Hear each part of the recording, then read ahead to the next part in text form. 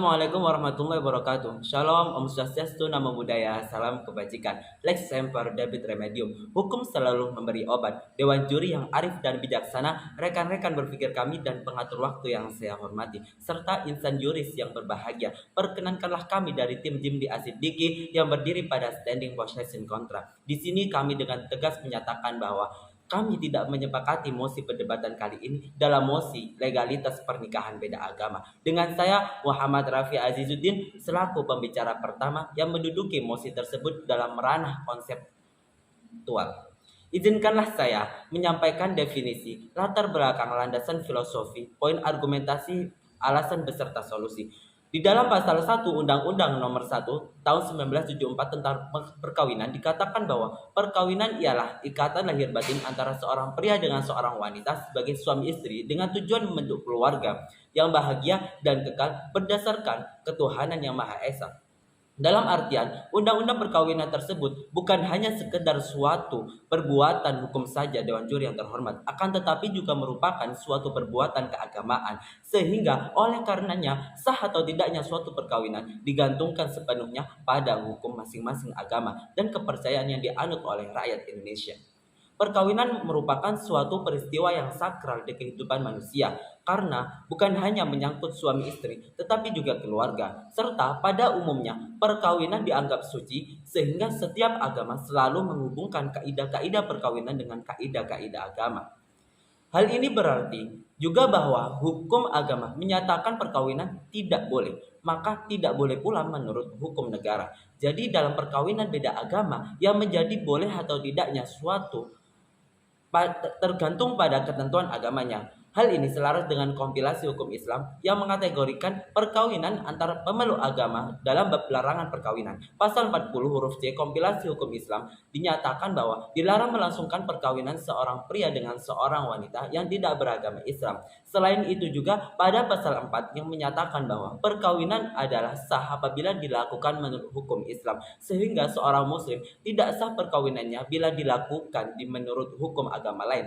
Hal ini tidak memungkinkan perkawinan beda agama. Dewan juri yang terhormat, oleh karena itu kami tidak menyetujui mosi dalam perdebatan kali ini. Dengan melihat dari berbagai aspek, yaitu aspek psikologis, aspek religius, dan aspek yuridis. Terdapat salah satu cara dalam menyikapi perkawinan beda agama, yaitu salah satu pihak dapat melakukan perkawinan dengan perpindahan agama. Namun ini dapat berarti penyelundupan hukum karena yang terjadi adalah hanya menyiasati secara hukum ketentuan dalam Undang-Undang Nomor 1 Tahun 1974 tentang perkawinan. Namun setelah perkawinan berlangsungnya masing-masing pihak kembali memeluk agamanya masing-masing. Cara ini tidak disarankan. Sekian dan terima kasih. Regisi superflua, pugnantia, incongrua. Hukum menolak hal yang bertentangan dan tidak layak. Dewan juri yang terhormat, rekan berpikir kami yang berbahagia, izinkanlah saya, Afifah Denita Anggraini, sebagai pembicara kedua dalam tim Jim di Asitik untuk melanjutkan pertemuan argumentasi yang telah dipaparkan secara rinci oleh pembicara pertama kami dalam ranah yuridis normatif.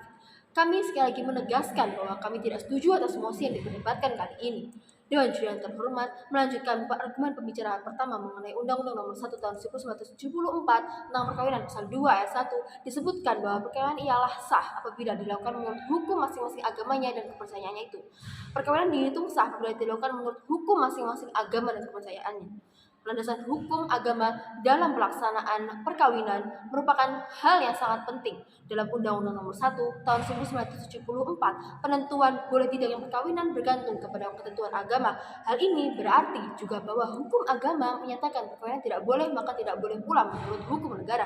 Jadi dalam perkawinan beda agama yang menjadi boleh atau tidaknya bergantung kepada ketentuan agamanya. Sebelum Undang-Undang Nomor 1 Tahun 1974 tentang perkawinan hadir, perkawinan beda agama termasuk dalam ranah yang diperbolehkan Dewan juri yang terhormat. Berdasarkan pada penetapan Raja tanggal 29 Desember 1996, Sat 11 1996 nomor 198 tentang perkawinan campuran menjelaskan bahwa pada pasal 1 pengertian dari perkawinan campuran ialah perkawinan antara orang-orang di Indonesia yang tunduk pada hukum-hukum yang berlainan. Berdasarkan pasal tersebut, para ahli hukum berpendapat bahwa yang dimaksud perkawinan campuran ialah perkawinan antara laki-laki dan perempuan yang masing-masing pada umumnya memiliki hukum yang berlainan.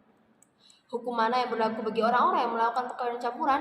Pada pasal 2 GHR telah dinyatakan bahwa dalam hal seorang perempuan melakukan perkawinan campuran, maka ia selama perkawinan itu belum terputus, tunduk kepada hukum yang berlaku bagi suaminya, baik di lapangan hukum publik maupun hukum sipil. Dalam pasal 7 ayat 2 GHR juga dijelaskan bahwa dalam perkawinan campuran ini, perbedaan agama, bangsa, atau asal sama sekali tidak menjadi halangan untuk melangsungkan perkawinan. Namun, Dewan Juri yang terhormat, pada UU nomor 1 tahun 1974 tentang perkawinan pada pasal 66 menghapus ketentuan-ketentuan yang diatur dalam Kitab Undang-Undang Hukum Perdata Bergelich Wetboek Ordonansi Perkawinan Indonesia Kristen Huwelijk Ordonansi Kristen Indonesia, peraturan perkawinan campuran, Regeling of the Gemeendehuwelijken, dan peraturan-peraturan lain yang mengatur tentang perkawinan, sehingga 11.898 tersebut dinyatakan tidak berlaku. Dewan Juri yang terhormat, dalam Instruksi Presiden Republik Indonesia nomor 1 tahun 1991 tentang Komisi Hukum Islam, terdapat pasal-pasal yang mengatur mengenai hal ihwal yang berkaitan dengan perkawinan, termasuk perkawinan antar agama, sebagai berikut. Pasal 4, perkawinan adalah sah apabila dilakukan menurut hukum Islam sesuai dengan pasal 2 ayat 1 Undang-Undang nomor 1 tahun 1974 tentang perkawinan. Pasal 40C bahwa dilarang melakukan perkawinan antara seorang pria muslim dengan seorang wanita karena keadaan tertentu, yakni karena wanita bersangkutan masih terikat satu perkawinan dengan pria lain, seorang wanita yang masih berada dalam masa iddah dengan pria lain, serta wanita yang tidak beragama Islam. Pasal 44, seorang wanita di Islam dilarang melangsungkan perkawinan dengan seorang pria yang tidak beragama Islam. Pasal 61, tidak sekufu tidak dapat dijadikan alasan untuk mencegah perkawinan kecuali tidak sekufu karena perbedaan agama atau ikhtilaf ad-din.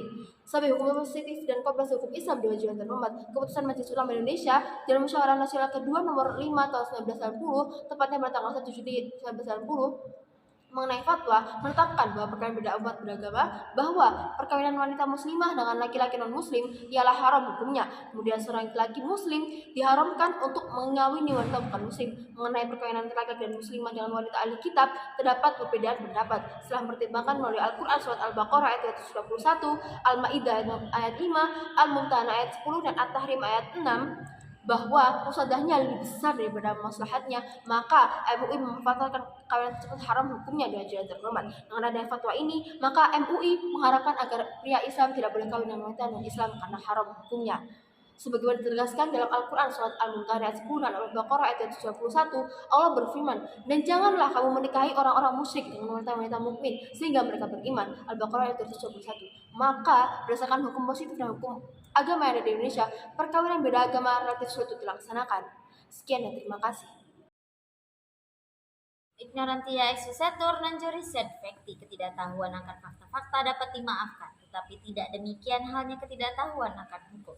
Dewan Juri yang terhormat serta insan juris yang berbahagia, izinkanlah saya Adisa Hanifah selaku pembicara ketiga dari tim kontra yang akan melanjutkan bangunan argumentasi yang telah dibangun oleh pembicara satu dan pembicara kedua dari tim kami dalam ranah empiris dan studi komparatif.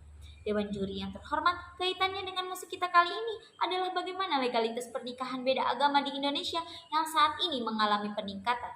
Dalam persoalan perkawinan beda agama, bukanlah soal perbedaan agama itu sendiri, tetapi soal tanggung jawab negara dalam melindungi dan menjamin hak-hak warganya.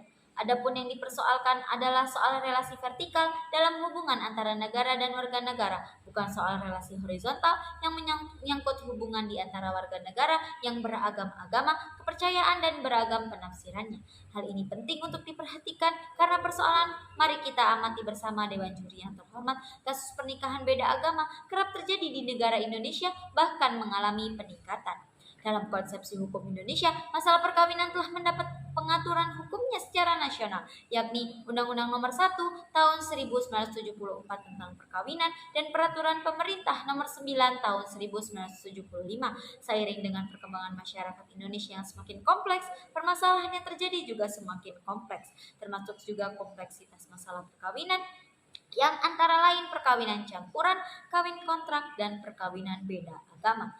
Terhadap perkawinan beda agama, hasil sensus tahun 1990 dan 2000 di daerah Provinsi Istimewa Yogyakarta yang merupakan melting pot atau wadah peleburan identitas budaya menunjukkan bahwa di DIY terjadi fluktuasi. Pada tahun 1980, paling tidak terdapat 15 kasus perkawinan beda agama dari 1000 kasus perkawinan yang tercatat. Pada tahun 1990 naik menjadi 18 kasus dan trennya menurun menjadi 12 kasus pada tahun 2000. Tahun 1080 rendah menjadi 15 per 1000, lalu naik tahun 1990 menjadi 19 per 1000, kemudian turun lagi pada tahun 2000 menjadi 12 per 1000. Selain itu, Dewan Juri yang terhormat, laporan yang terhimpun dari Indonesian Conference on Religion and Peace mencatat sejak 2005 sudah ada 1425 pasangan beda agama menikah di Indonesia. Sebagai perbandingan, Dewan Juri yang terhormat, berdasarkan pengelompokan negara-negara Muslim dan juga negara-negara ASEAN berkaitan dengan hukum keluarga dan hukum perkawinan yang diterapkan sebagaimana dijelaskan oleh pembicara kedua dan pembicara ketiga dalam Undang-Undang Perkawinan dan Perceraian Siprus tahun 1951. Untuk orang-orang Turki, di antara perkawinan yang dilarang adalah perkawinan antara wanita Muslim dengan pria non-Muslim pasal 7C. Begitu juga hukum keluarga di Jordania tahun 1951 menyatakan bahwa perkawinan yang dilarang adalah perkawinan yang masih ada hubungan darah dan perkawinan antara wanita Muslim dan pria non-Muslim pasal 29. Dalam hukum status personal Irak tahun 1959 bab 11 tentang larangan perkawinan pasal 17 dinyatakan bahwa perkawinan seorang laki-laki Muslim dengan perempuan ahli kitab adalah sah, tetapi perkawinan antara seorang wanita Muslim dengan laki-laki non-Muslim tidak diperbolehkan. Dewan Juri yang terhormat, secara umum perkawinan beda agama sangat berpotensi menimbulkan persoalan-persoalan hukum sendiri, baik kepada pasangan suami istri itu sendiri maupun kepada pihak luar atau pihak ketiga, termasuk hak waris anak yang lahir dari perkawinan beda agama. Keabsahan perkawinan yang akan menimbulkan hak dan kewajiban antara suami istri. Hak istri terhadap nafkah dan harta bersama sepenuhnya tergantung kepada ada dan tidaknya perkawinan yang sah sebagai alas hukumnya. Begitu pula dari perkawinan yang sah akan melahirkan anak-anak yang sah sebagaimana diatur dalam pasal 43 ayat 1 Undang-Undang Perkawinan menentukan bahwa anak yang dilahirkan di luar perkawinan hanya mempunyai hubungan perdata dengan ibunya, keluarga ibunya, sehingga segala hak anak terhadap bapaknya akan hilang dan tidak diakui oleh hukum. Hak pemeliharaan terhadap anak yang dimiliki orang tuanya hanya akan dapat diperoleh apabila orang tua memiliki status perkawinan yang sah. Sebaliknya, perkawinan beda agama yang telah memiliki bukti otentik berupa buku nikah dapat diajukan pembatalan dengan alasan bahwa perkawinan tersebut tidak sah karena sesuai dengan ketentuan hukum agama sebagaimana diatur oleh peraturan perundang-undangan yang berlaku, yaitu kompilasi hukum Islam dan undang-undang perkawinan. Sekian dan terima kasih.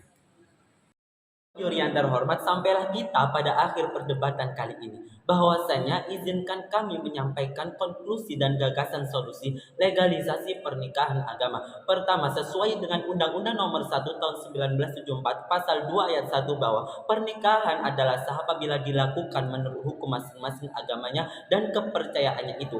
Selain itu juga dalam Pasal 66 Undang-Undang Perkawinan juga menghapuskan mengenai ketentuan-ketentuan yang mengatur tentang perkawinan, termasuk peraturan perkawinan campuran Regaining of the Gemeng de Marriage S 1898 nomor 158. Kedua, pemilihan standing possession contract pada musim perdebatan saat ini. Karena adanya peningkatan jumlah kasus pernikahan beda agama yang pada dasarnya menyebabkan kasus-kasus hukum yang baru yang timbul setelah adanya pernikahan beda agama. Sehingga solusi yang akan kita paparkan yaitu sesuai dengan pembicaraan pertama, di mana salah satu pihak dapat melakukan perpindahan agama, namun ini dapat berarti penyelundupan hukum. Karena yang terjadi adalah hanya menyiasati secara hukum ketentuan dalam Undang-Undang Nomor 1 Tahun 1974 tentang perkawinan. Namun setelah perkawinan berlangsung, masing-masing pihak kembali memeluk agamanya masing-masing. Nah, dengan cara ini sangat tidak disarankan. Sekian dari kami. Wassalamualaikum warahmatullahi wabarakatuh.